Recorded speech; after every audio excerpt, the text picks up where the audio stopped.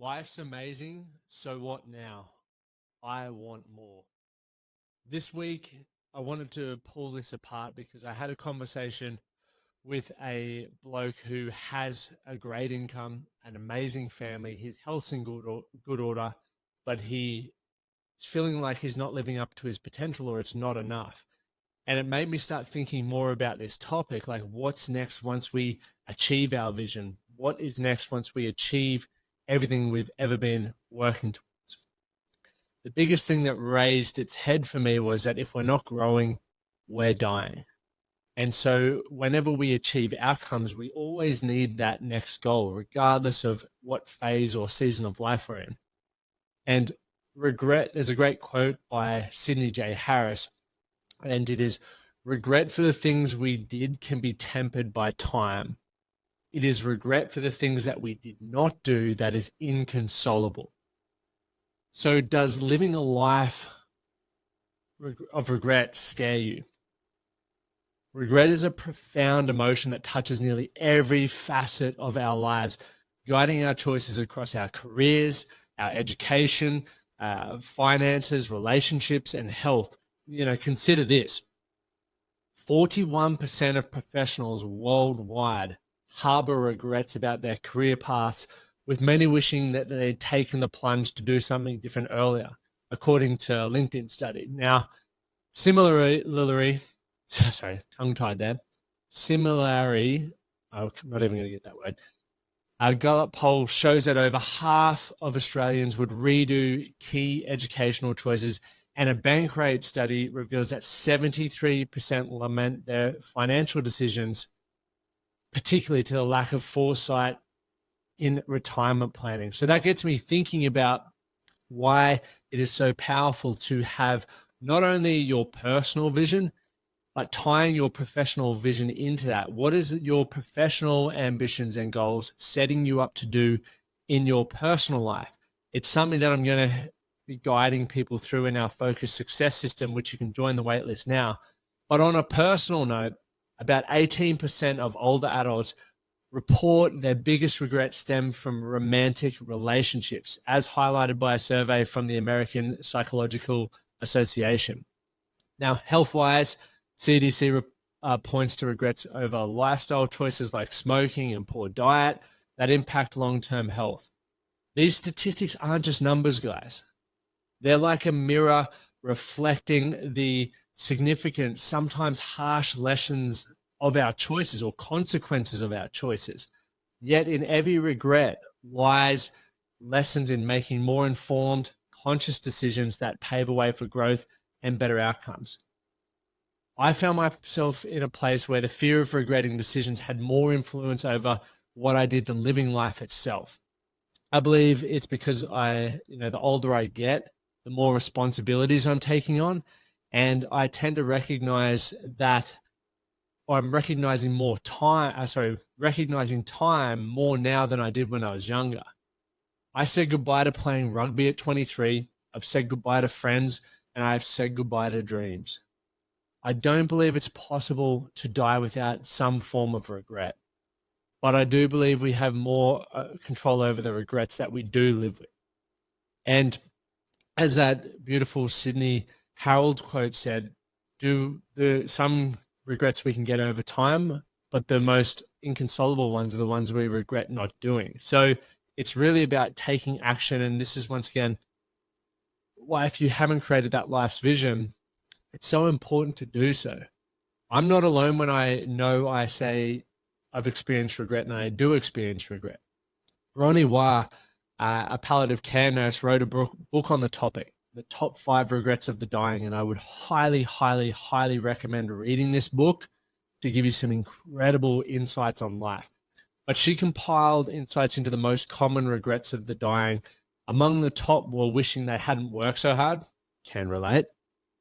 Wishing they had the courage to express their feelings, can relate.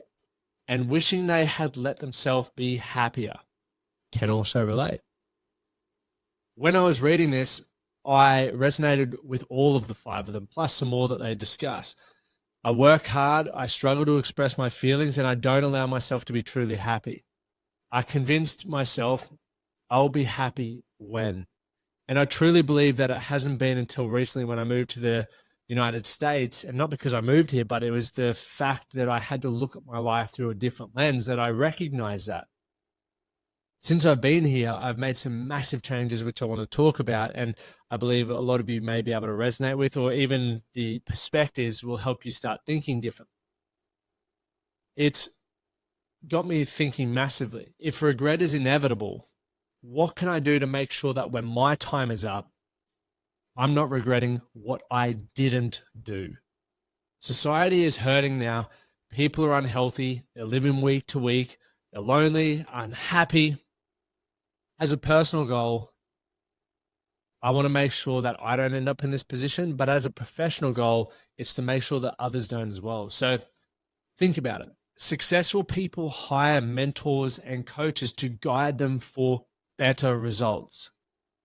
So why wouldn't we listen to the studies of those who are on death's door to inform us on how to live a better quality of life and maybe point us in the direction of what is important?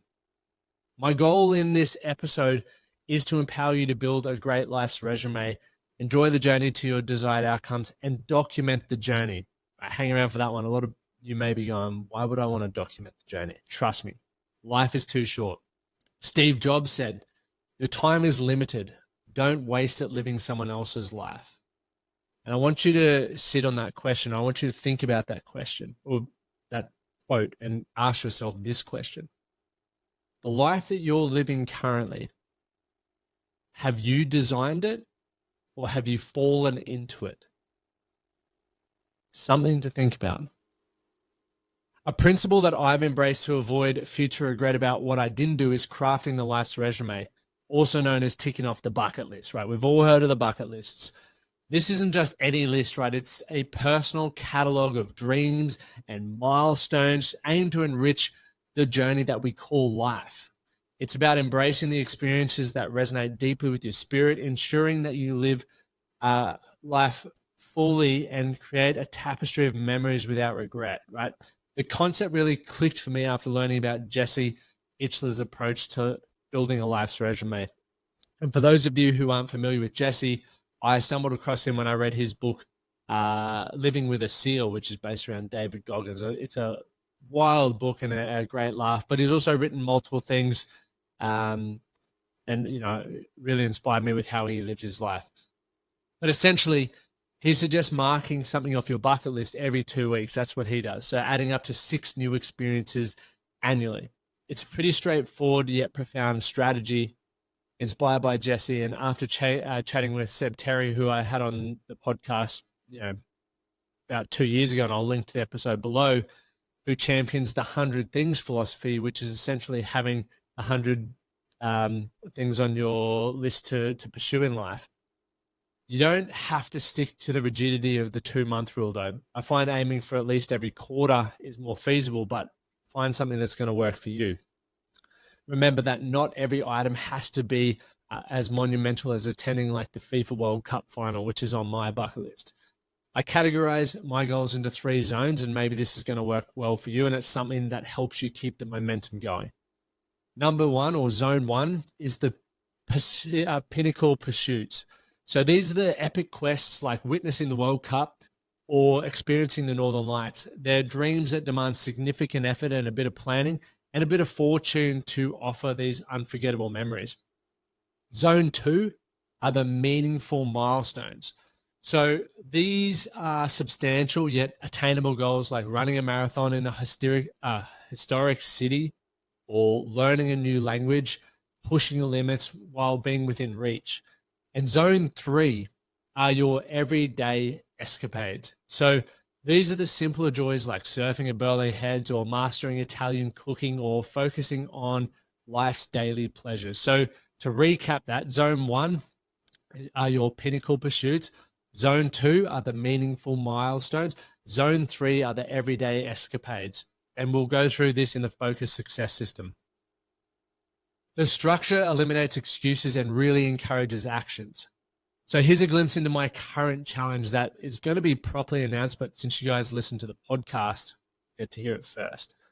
It's running a marathon in every state of the USA and every state of Australia over consecutive days. So it's going to be called the 58 to 58 project.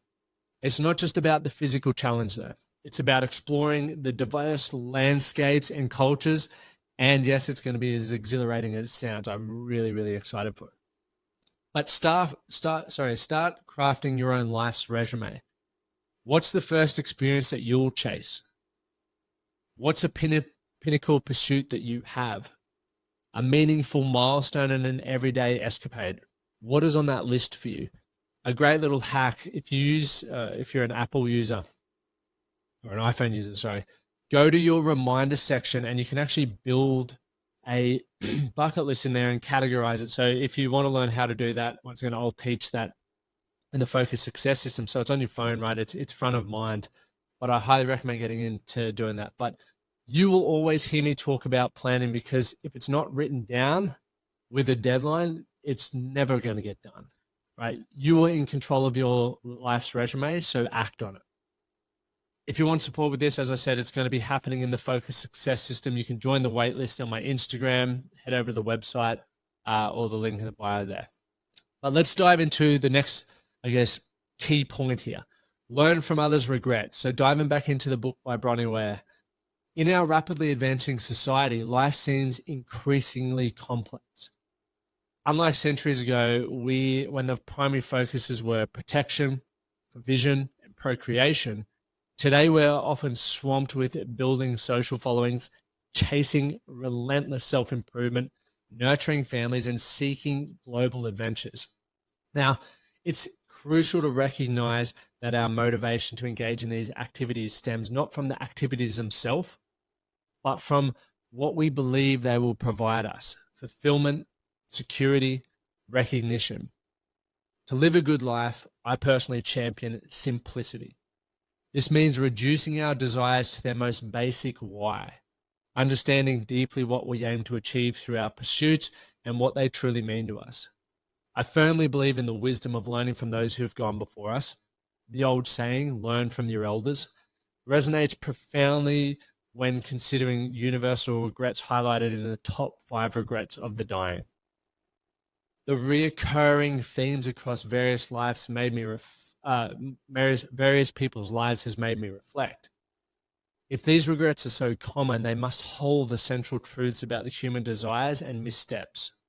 So, what can I do to sidestep these common regrets? I focus on prioritizing genuine relationships and personal well-being over societal expectations.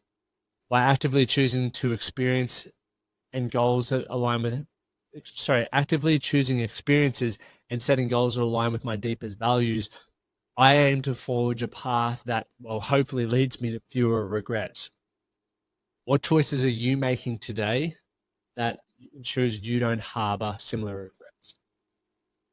One of my personal challenges was the difficulty in expressing my feelings, particularly in telling telling my loved ones and my dad, yes, that I love them and what they meant to me. So for years, I struggled to say I love you to my family members.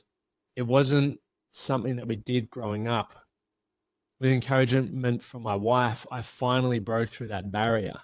The relief and deep connection that followed were transformative. This breakthrough was a practical step in living a life without regrets, particularly the regret of not having expressed my feelings. I've built a career around these choices. Rather than letting my career dictate my life, one of the biggest realizations that has been that in today's world, we can arrange our work around our life. It takes effort, but it is definitely achievable, especially if you find something you love and you build a community around it. That's what I've done. This is the foundation of the Focus Success System, which I'll be teaching soon. It's about identifying a viable option for building a BU business, a business that aligns with who you are and what you value. The reason I'm talking about this now more than I ever have really is that it profoundly changed my life. Having worked for myself for 10 years, I get to travel, do what I love with people that I cherish, and impact other people's lives in a meaningful way. And I had a bit of a roadblock for a long time where I didn't want to talk about making money. I didn't want to talk about how I built my business because I wanted to focus on helping men improve their quality of life. But what I've realized is one of the biggest influences on my life improving was building my own business. So that's why we're talking more about that now. And that's why the focus success system will do that more. So the final key point, document the journey. If you're hesitant about documenting your life's milestones, consider this. While a bucket list propels us towards new experiences, documenting these achievements serves as a mirror reflecting on the journey. The reverse bucket list is what I like to call a repository of all the remarkable things that you've accomplished, the adversity that you've overcome. It provides as a great source of reflection and the ability to practice gratitude. Right? Life is full of changing seasons. What we can do today might not be possible in the future due to shifts in our health, financial status, or family responsibilities. So keeping a documented record allows us to revisit these memories, appreciate our past adventures, and maintain a sense of continuity and identity through all of life's transitions. Documenting isn't just about preserving the memories, though. It's an active practice of gratitude. By recording our experiences, we not only cherish them more deeply, but we also create a legacy of accomplishment that can inspire and inform future generations. Think about it. If you're like me and you watch people on YouTube, or you've followed people's journeys as they tick off goals in their own lives, it's quite inspiring. And you can do the exact same thing. And whether it's to inspire your family or whether it's to inspire the future generations that I mentioned, it's a really cool process to take part on. And I do believe it makes you more present in the process of achieving goals and building out the things that you want. You know, at times I struggle to document because my life seems mundane and routine easily takes over. Recognizing this is, I guess, a cue for me to inject some spontaneity into my days. You know, documenting these moments reminds us that life isn't just about routine. It's about the unexpected joys, the things that go wrong, and the spontaneous adventures. Over the years, you know, I've documented my 12-week journey to a 10-kilometer time trial, a 5-kilometer time trial, 30 marathons in 30 days, my travels across various different countries, and the processes of building my business, all of which show the ups and the downs of my life, and something that I can watch back in the future. You know, I was watching a video the other day after my first 6 months in network marketing, and I was 6 months in, but I was doing a video about how proud and excited I was about taking control of my financial future and building a business for myself. And I look back and I'm like, dude, you were 6 months in, you hadn't even started. But at that moment in time, I was so enthusiastic and pumped. And I think being able to relive that is such a cool experience. So when it comes to documenting, there are going to be many ways that you can do it. Choose what works best for you, whether it's journaling, taking photos, capturing videos, or even vlogging or podcasting, even for that matter, like this. Each method offers a unique lens through which to view and remember your life's journey. Personally, I've chosen podcasting as you're listening to it now, and vlogging if you're watching this on YouTube, because I love the idea of my children being able to watch and listen to aspects of my life if they choose to do so. This method not only preserves my memories, but also connects to the future generations that I've mentioned, and it's a great way to remind myself of how much progress I've made. In making a habit of documenting, consider setting aside a few minutes each day or week to reflect on the record. You know, we have the 12-week game plan within the academy where you review daily and you review weekly, monthly, and quarterly. Like, it really keeps you present to the progress that you're making. The small investments of time can pay huge dividends in how you perceive and remember your life unfolding. After all, what do you have to lose? Stepping into new habits like documenting your life may feel uncomfortable at first, but embracing this discomfort can transform into a powerful tool for personal growth. So don't wait for someday. Start today and build a legacy of memories that you won't live with, but will live on after you. So these 3 key points that I've discussed, I've explored and dove into, have reshaped the way that I live, moving me away from a life that waits for the weekends and the holidays to one full of intentional, fulfilling activities. It's clear that extraordinary changes aren't required to escape the grind. simple, steady steps can lead to significant transformations.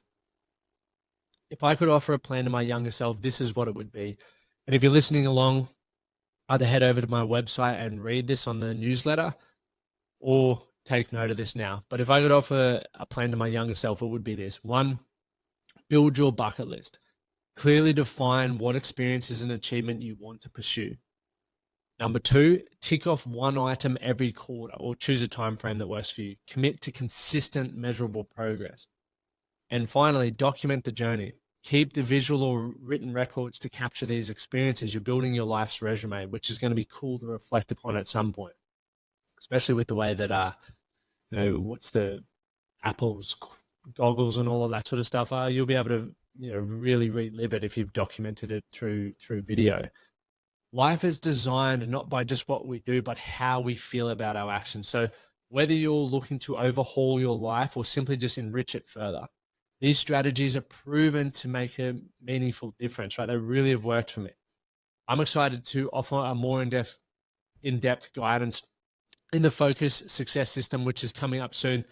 Join the waitlist to transform your approach to life and ensure you are living without regrets.